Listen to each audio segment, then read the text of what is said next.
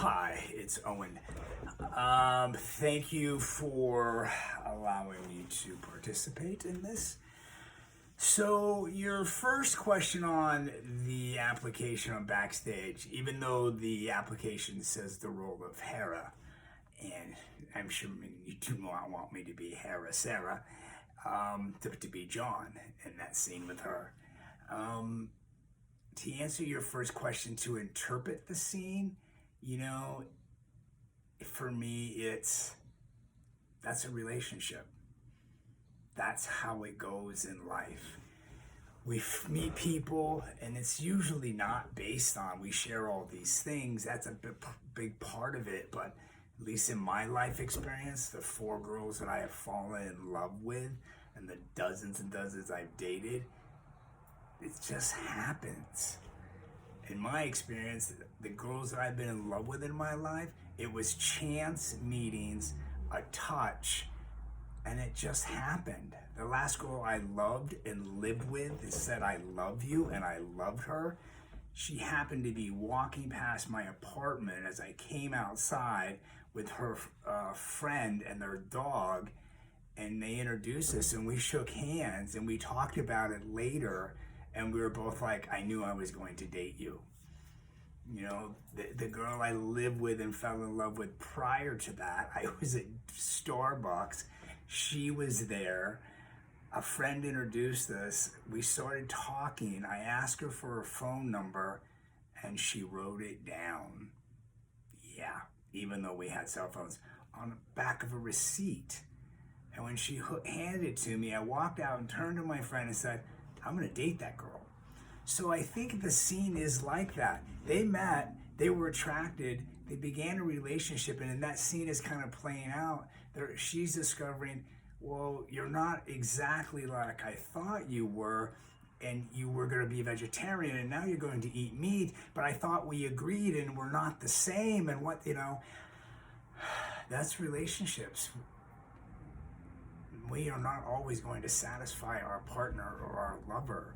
We're not always going to be the same. You know what makes life and relationship difficult is people have their own opinions, their own thoughts, their own feelings, and their own goals and aspirations. And, I think they're playing out a slice of life in that scene.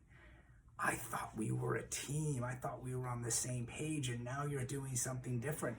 And then he's getting into, John, my character, the name calling and the accusations of bringing up AA, which, if it helps, I'm sober 21 years, so I can relate to that well. He's using it as a negative, not a positive. I believe we've all done that dance. That girl that I walked out to my apartment and shook her hand and dated her, she was from a foreign country. And we had many differences, but we dated for this time period and shared all these many things. But when it came down to it, and we lived together on and off, or stayed together on and off, we were different. We were different. We didn't share all the same hopes, dreams, and goals. We didn't share all the values and levels of respect. And I think that scene is showing to us.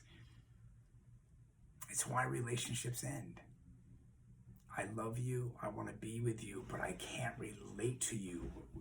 Very difficult, very out of the ordinary that people are the same, that they agree on everything. If that wasn't the case, divorce rate in America wouldn't be 55%.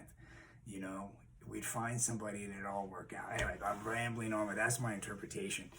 To answer your question, my favorite 5 records. Appetite for Destruction, Guns N' Roses. That was a game changer for me. Grew up in a really small town that had one radio station, and they played both types of music, both country and western. If you've ever been to Big Pine, Bishop, and Mammoth, that's where I grew up. I've lived and worked in Hollywood for the last 30 years. Tour manager, concert producer, event producer, all that stuff. That record.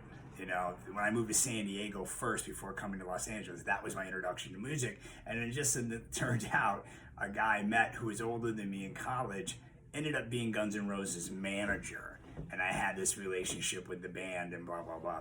But that record, you know, and then I would have to say there's this band that came out of Seattle, and if the singer didn't pass, Pearl Jam may not exist. That music scene may not have changed. Soundgarden could not have maybe gone on. Mother Love Bone. If you want to hear some great music, listen to Mother Love Bone. And then, you know, Back in Black, AC/DC, man. I moved to San Diego, and kind of the end of the 80s hair metal rock and roll was before Pearl Jam, and Alice in Chains kind of blew that all away, which I love Alice in Chains as well, more than I love Pearl Jam. It changed. So, Motley Crue, Some Girls. I love that music. I loved Poison. I loved Rat. I love Bon Jovi. I love Motley Crue. I love Guns N' Roses. Those were my bands. But I would say Some Girls with Motley Crue or Dr. Feelgood, Theater of Pain rather. I'm getting that mixed up. Rolling Stones, Some Girls.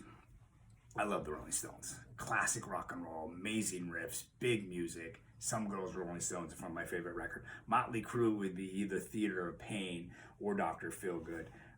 And then Slippery When Wet with Bon Jovi.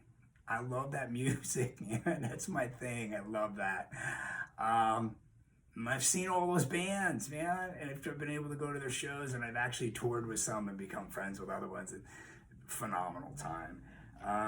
My movies, Top Gun. I haven't seen the new Top Gun, but I love the first one. Love the first one. Side note, my roommate in San Diego was Tom Cruise's stand-in on the first Top Gun, and we got to kind of live in that world while they were making the movie. Tom Hanks, Bridge of Spies. That's a repeat for me. One of his, in my opinion, one of his best movies. Bridge of Spies. Goodfellas. You know, that's a repeat too. That's a classic. Martin Scorsese, that movie, phenomenal. Last of the Mohicans. I love that movie. That's another one too. You know, it's stories, of course. Being an actor, it is stories. But it's the emotion of it. It's not the action. It's the emotion of the actors living and breathing it and how they respond to the story that I love. Thor, the first one. Natalie Portman, I know. I think I have a little man crush on Thor, you know? I love that, man. You know, saving the world, ostracized by his father, I can relate to that. Fighting back for good, falling in love, you know, that's a fantastic movie. You know, and if you're asked if who I thought should play that character, John, I mean, you know, there's a million actors, but when I started thinking about these records and the emotions of it all, Ben Affleck. You watch his films, as well as other actors, but Ben, the emotion that he shares, the openness that he's able to access and then put into the character. You know, he just made that film where he plays the ostracized, falling out, or fallen hero of the college basketball scenes, and he became the drunken coach. I think it's called A Long Way Back or something of that nature. Some of his best work of all the movies he's made. So I rambled on. Oh, thank you for letting me talk. If you are looking for a John to Sarah's Hera, I'd love to do it. Please let me know.